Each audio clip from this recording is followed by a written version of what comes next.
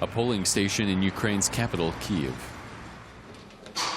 Inside, election workers are putting the finishing touches on preparations for the country's parliamentary vote on Sunday. Ukrainian President Petro Poroshenko's bloc holds a big lead ahead of the vote, while a rising populist party looks set to come in second. But the election is taking place amid a shaky ceasefire. The vote itself has been challenged by the Russian-backed insurgents who vow to block voting in 14 districts in eastern regions, and occupied Crimea will not be able to vote, which is making life difficult for the observation mission led by the Organization for Security and Cooperation in Europe, the OSCE. This is an extraordinary election in many ways.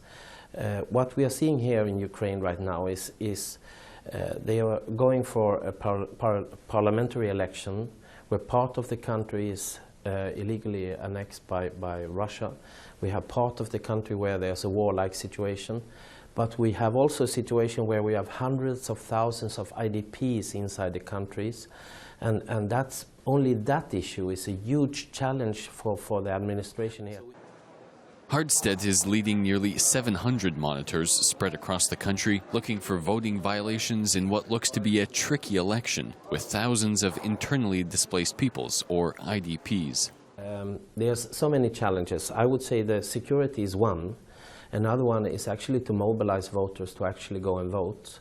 Third one is to see to that those who are campaigning and are candidates, that they are not intimidated. And then is the pure administrative issue of be able to carry out voting both for all those IDPs but also in areas which are semi-secure.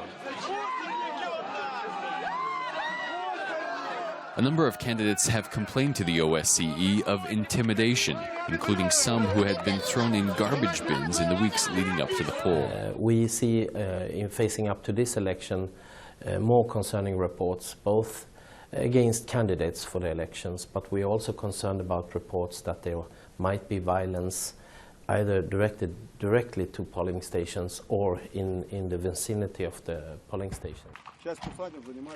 Ukrainian Prime Minister Arseniy Yatsenyuk has ordered the mobilization of the entire law enforcement system to prevent Russia from destabilizing Sunday's parliamentary elections taking place across Ukraine.